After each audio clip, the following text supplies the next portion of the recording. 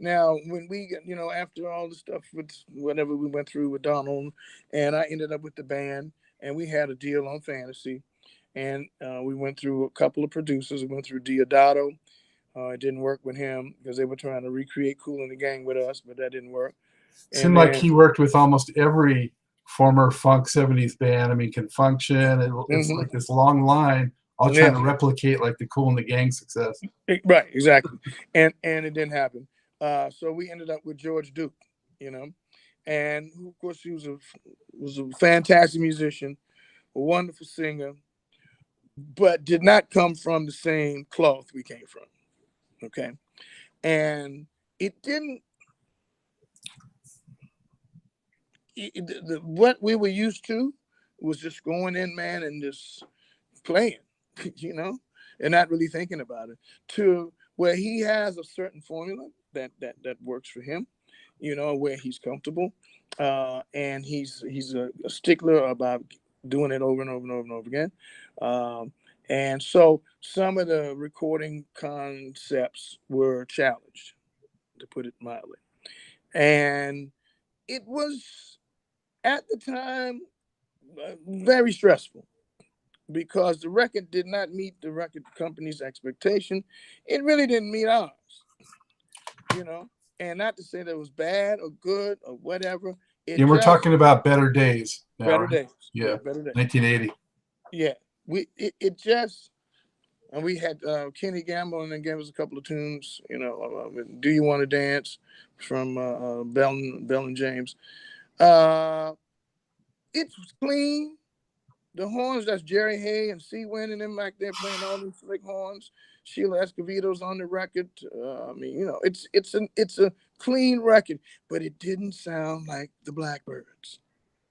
Okay, and I had a lead singer, was a friend of mine from Baltimore, James Garrett. He sang most of the lead. I sang two or three songs. What We Have Is Right, and what was Love Don't Strike Twice in the same way. And all. I mean, so if you had said this was another group, the record would have been much more successful because the songs were cool. I don't think the music was a problem. It's just that the identity of the Blackbyrds had somehow gotten lost, well, not lost, but it just changed. You know, and unfortunately, in this business, change is not always good. you know, and so that record didn't really do well, but believe it or not, shows you how things go around. They love that record in Europe. I mean, Mhm. don't know what to say. Lonely's for your love. Without your love. Yeah, So at the time it was what it was. Now it's something else. And we played lots of material off there. The last recording that we did, which is "Gotta Fly," um, which I solely produced this on my label, uh, kind of brought back some of that Blackbird kind of feeling. Time to celebrate, gotta fly. Uh, um, Yeah, no, that was 2012. How yep. did you get some of the original guys back together for that? Or Well, how did that? we've been playing together since '99. Well, like I said, '99. A friend of mine called me from England and said, "Hey, man, what do you think about putting the Blackbirds back together?" I said, "Cool, let's do it." So we went over and we played at a club in England called the Jazz Cafe, and of course, it was the original members, Joe and Orville and myself, along with Sam Smith, singing, a young pianist by the name of Janelle Gill, and a saxophone player by the name of Marshall Keys. And we went to the UK. We played for a week at the Jazz Cafe. And so, it started feeling good. And so we started doing more gigs. Quite a few. I've got a lot of connections in Europe. So basically through playing with the jazz cats that I used to play with. So we've gone back and forth to England and Germany and Spain and Italy and all that kind of stuff. And so in 2010,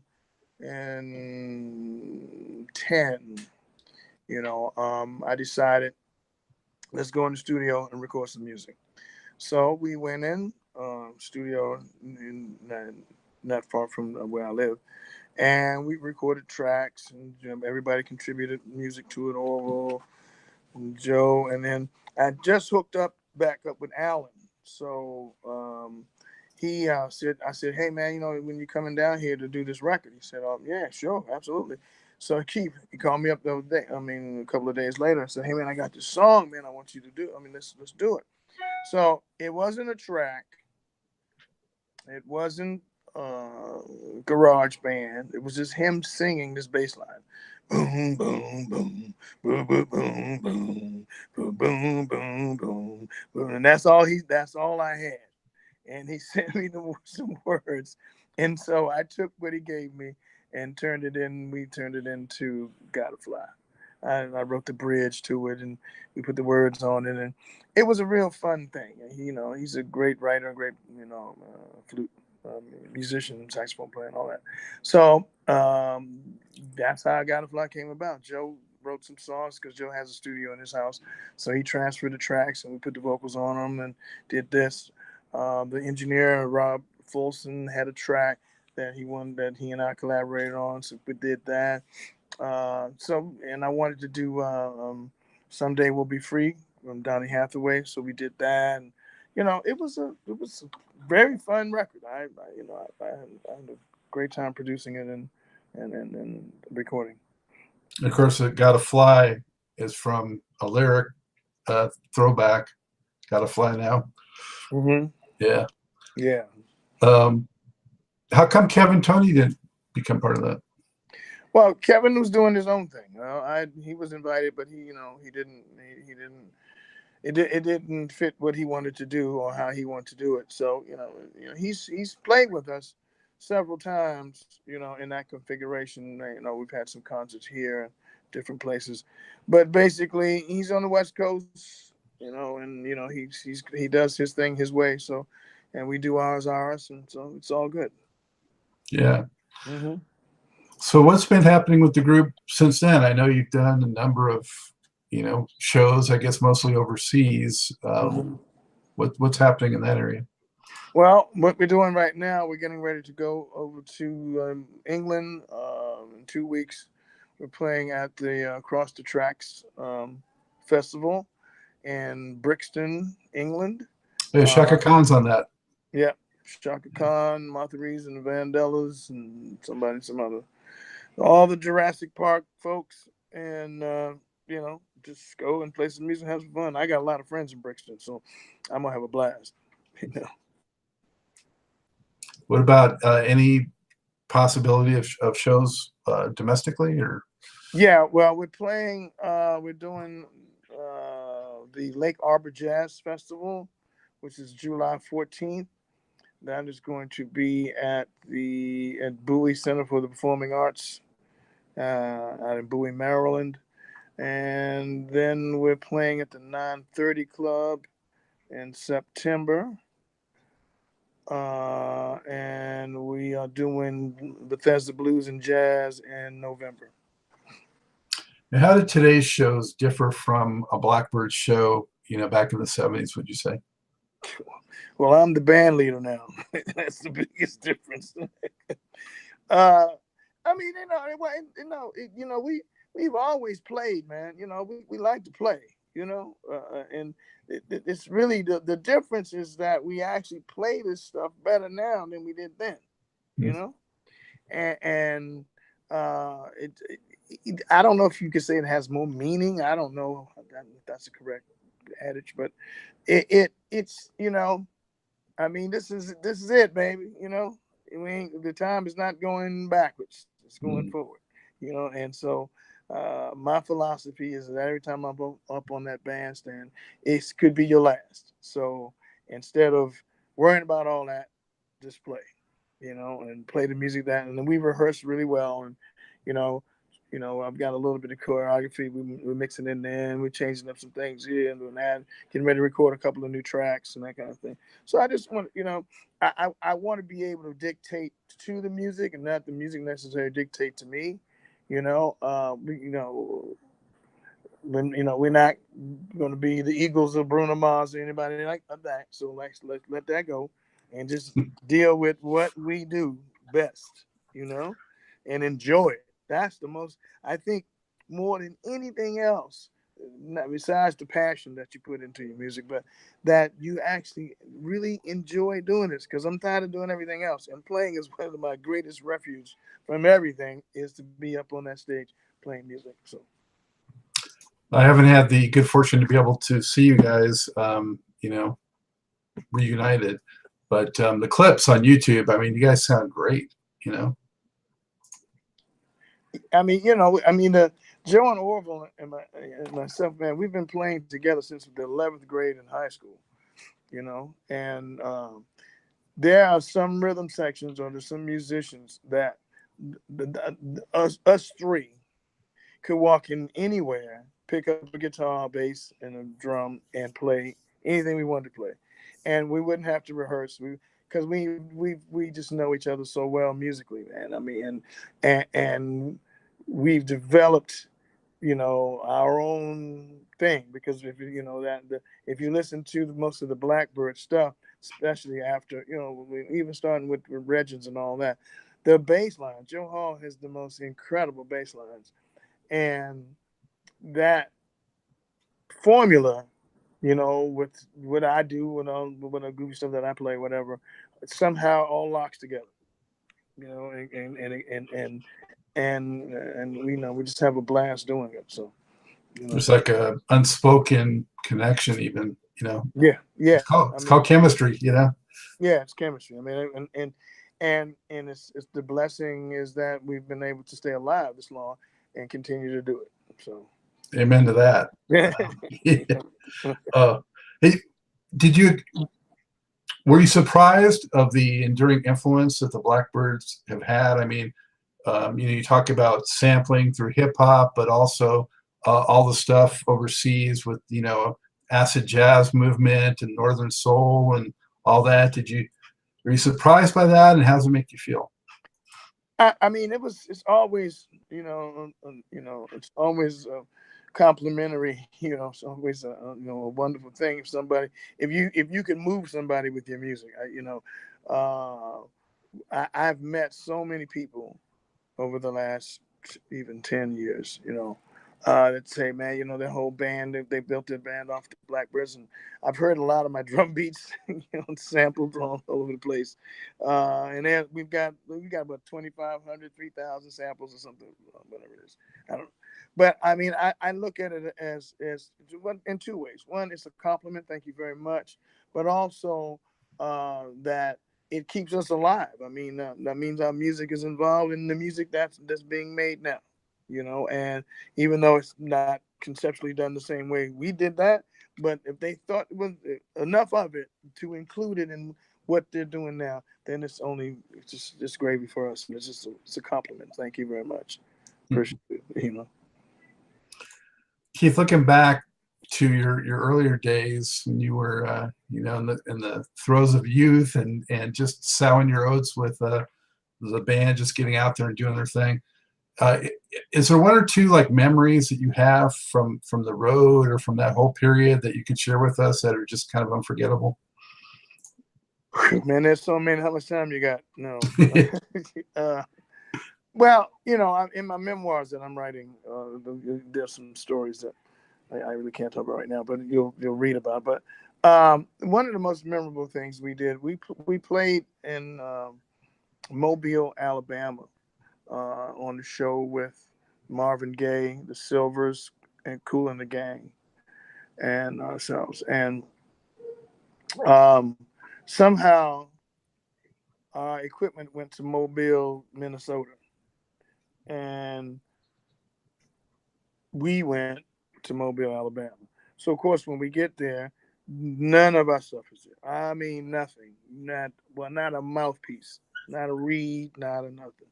And Kool and the Gang, we had the same manager. Charlie Graziano, ABC Booking was our manager at the time.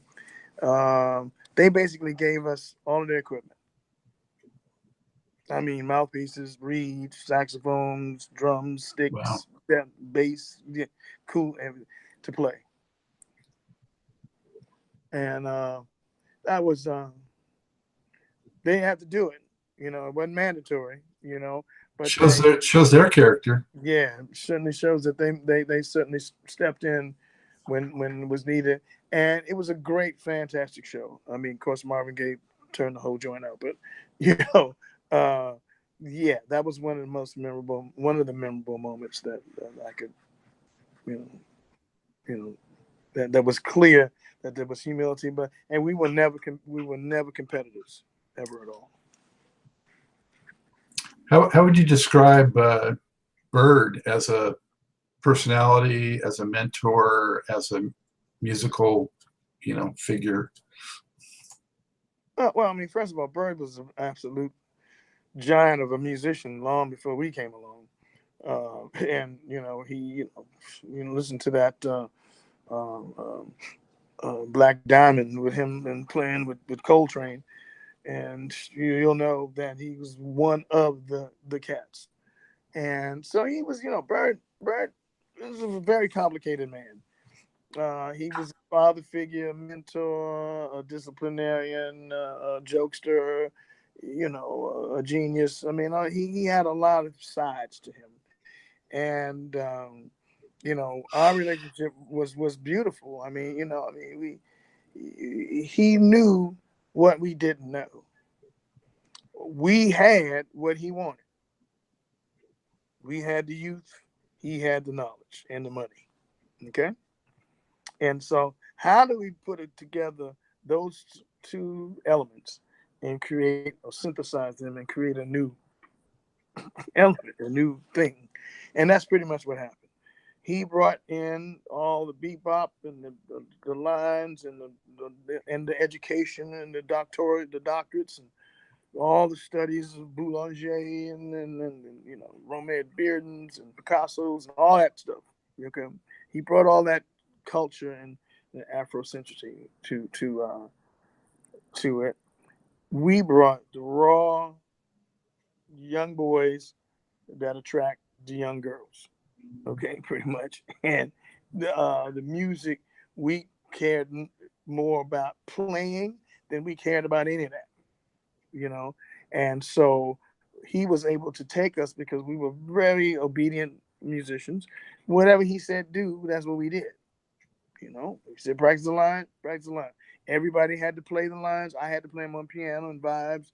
You didn't just play saxophone. You studied Jacques Ibert. You studied all the classical Vivaldi and we sang Bach chorales to warm up. It was an absolute education on top of education.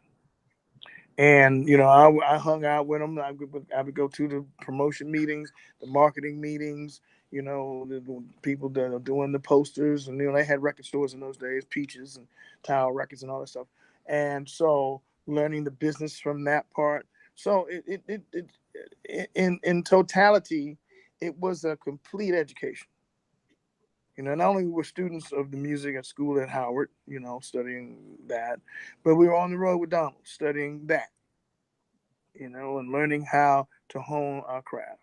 And I'm sure there are other people who've experienced, situations, but I know that situation was probably one of the most unique that I could ever say, ever wish upon another musician that could experience, is to be with somebody with that much knowledge and that much power, and show you firsthand how this thing goes. So. Were you in touch at all later in his life?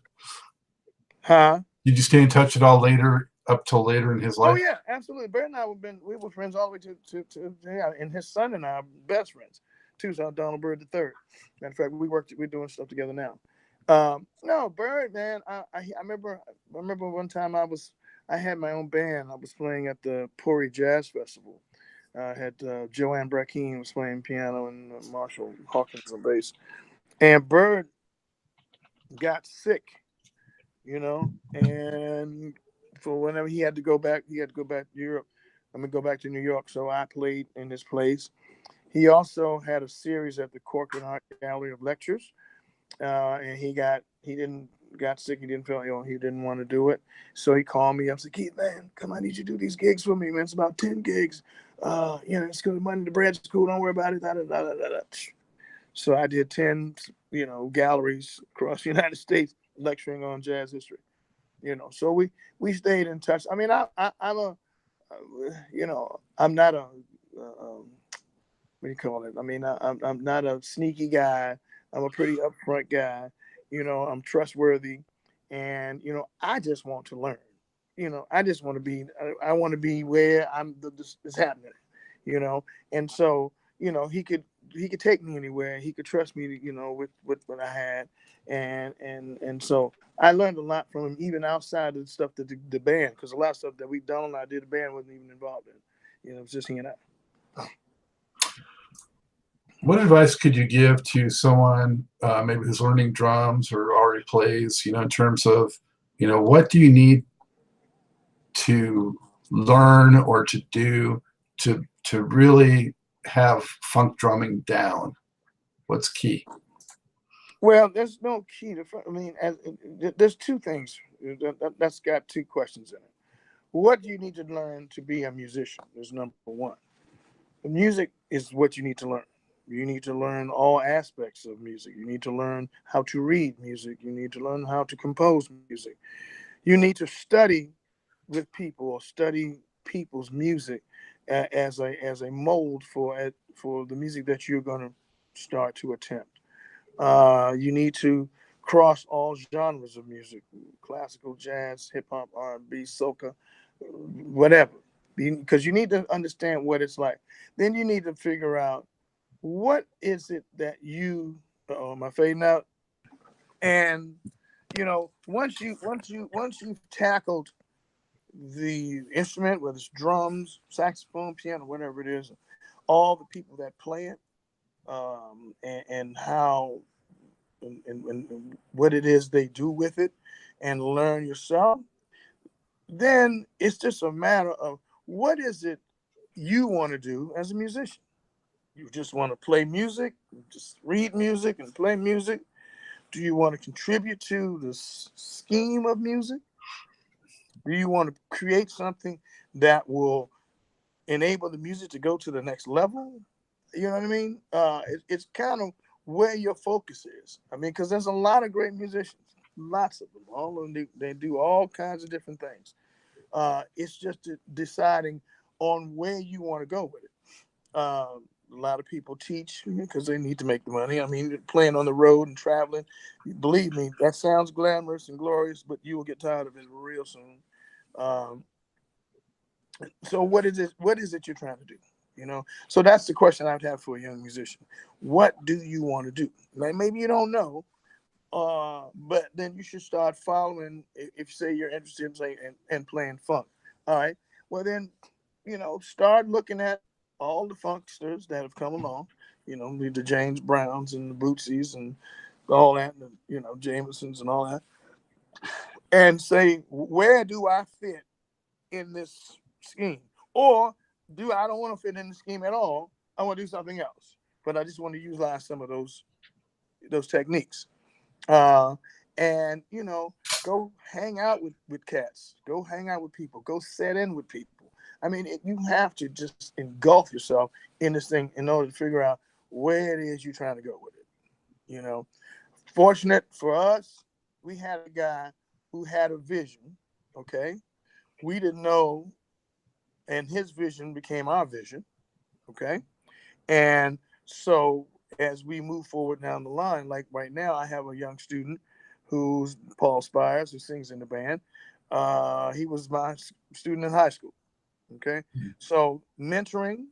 So mentoring means also hanging out with people and finding people who can help you along the way.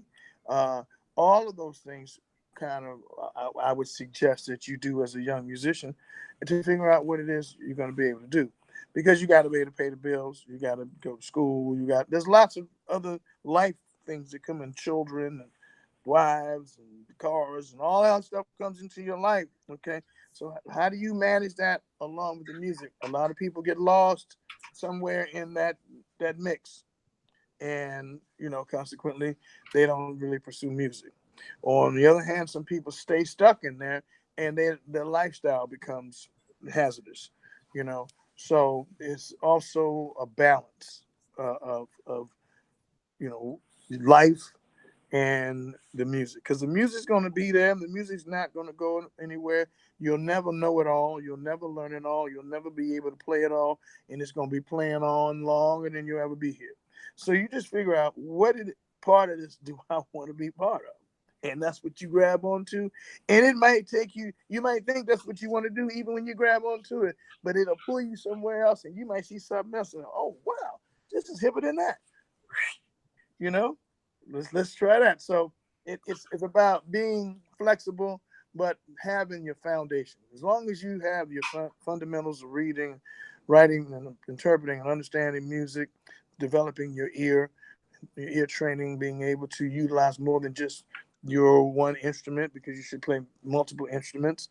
Um, the foundation of them all is the piano. Of course, you should always have any musician that I talk to, they need to learn how to play the piano or guitar or something, some fixed pitch instrument, so that harmonic thing can become a reality. And then it's your choice. So a funk drummer, man, main thing is go watch other funk drummers and watch how the people react to the drumming, you know, and utilize those techniques until you start to develop your own. Keith, there's a debate online about funk, whether, to be funk, the beat has to be on the one or not. How do you feel about that? The beat has to be where the people feel it. The numbers don't matter. If it's on 1, 9, or 15, it don't matter. It's where they feel it. Okay. If you want to, the scientists want to make it 1, 2, 3, 4, on 1 and 3 or 2, fine. Y'all have fun with that. Okay. I'm gonna be watching this lady out here dancing to this groove, and I guarantee if you walk up to her and say, "Excuse me, honey, what beat is this on? Is this on 9? Is this on 1?" She's not gonna be able to tell you, but she's gonna be able to say, "Oh yeah, that's what it's at. Yes, yeah, that's what's up." I don't care how they scientifically want to. You can do anything you want to do. Big argue, it's a chicken and egg, whatever. Y'all can stay at that forever. But the reality of it is how people react to it.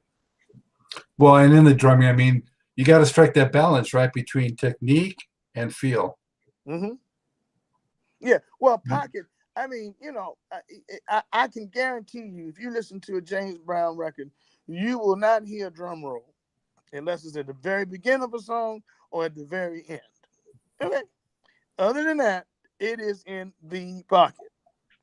So all the interplay, I mean, even though the drummers were tricky, it was good stuff. It distracts from the beat. The cleaner the beat, the more room. That's why a triad is the strongest chord in music, because it ain't but 3 notes. Okay. And you can't go wrong with 3 notes. And in most music, period, they ain't but 4 chords. Any hit music that I've ever heard, it's the 4 chords. There's a guy, I used to do this thing for Little Kids Rock, and this guy did like 10,000 songs that all had the same 4 chord changes in them. You know what I'm saying? So that ought to tell you something about the audience that we play to. Okay, the simpler, the better. The cleaner, the clearer, the easier for them to grab hold to it, because they are not musicians. The only people that gets gassed by playing a sharp 9 flat 11 chord are musicians. Trust me. Oh yeah. Well, it all goes back to the basic stuff like Chuck Berry or Muddy Waters, or that kind of rhythm music. Chuck Brown. Yeah. Yeah, you don't need a lot of notes. Yeah, you don't need a lot of notes, man. And the funny thing is, and I made this comparison. What's the first thing John Coltrane did when he got away from playing all them ballads and all them, with Miles Davis and all them bebop tunes? Create a vamp. Boom, boom, boom, boom, boom.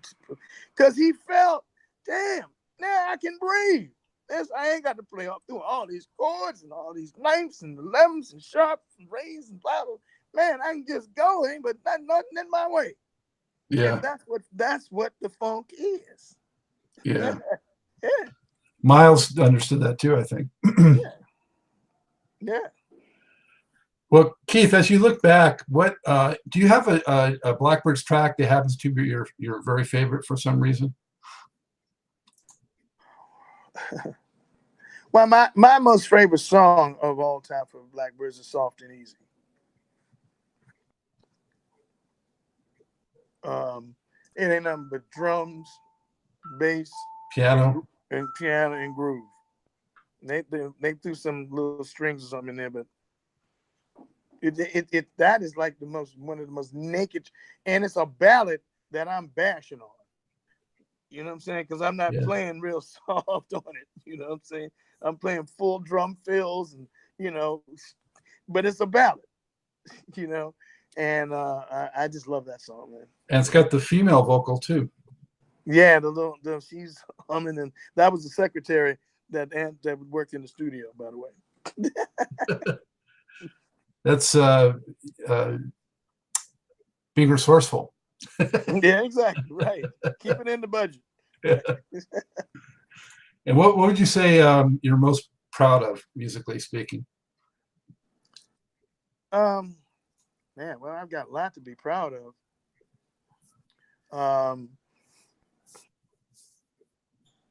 I think what I'm most proud of is that I was able to keep this band together after it seemed like it had gone down the river, you know, and maintain the quality of the music, the integrity of the origin of it, and keep a lot of Donald Byrd's principles intact, and that we are still to this day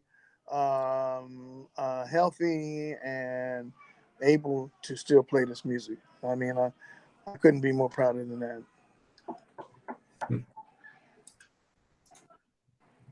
Well, you know what? I think we can end there. Okay. You know, do you have any other message to the fans out there? Yes, we love them. Thank you for all the years that you've put up with our nonsense, and that we look forward to seeing you somewhere along the road in the next several years. We're trying to put together some things to do a soundtrack to a movie and some other things like that, you know. And I have a real good friend. Actually, he was one of my students.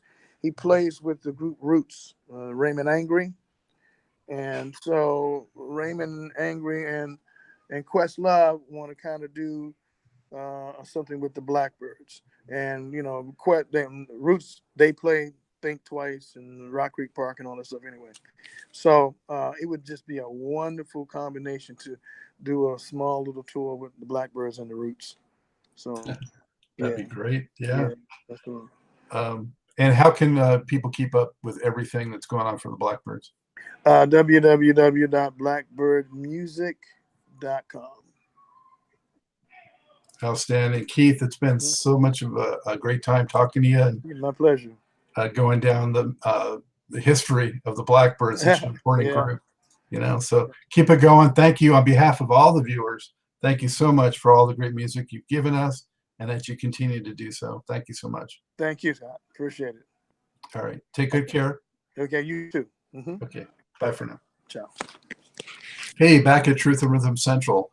What a delight it was talking Blackbyrds with the man who kept all those irresistible beats. Like so many of the very best musicians, he allowed himself to be an open vessel for a broad range of styles and influences that informed and elevated his playing. So glad he and the band are still out there doing it fluid. Final thanks to Mr. Keith Killgo for his generosity of time and sharing his timekeeping gift with us all. Also, sincere, either one, a sincere thank you out to you, the viewers and supporters of this show. Keep it going. Spread the word. Need that support. It lives and thrives on that. So speaking of which, subscribe if you haven't already done so. Click the subscribe button on the Funkin' Stuff channel at YouTube, and that will connect you in with all things Truth and Rhythm. You'll get early premieres and lots of fun stuff. So be sure to do that. Spread the word. Also write me at scottg@funkinstuff.net. Let me know what you like, maybe what you also want to see on the show, thoughts that you may have, musical and even otherwise. You know what? It's a two-way conversation, and this is your show. So keep it going. You will hear back from me promptly, I promise you, unless, you're just trolling. Hopefully that won't be the case. So much love to everyone out there, and, keep it real. That's what we try to do here, about the truth and truth and rhythm. With that, Scott, Dr. James Goldfine, signing off as always, saying, keep on vibrating to the rhythm of the one.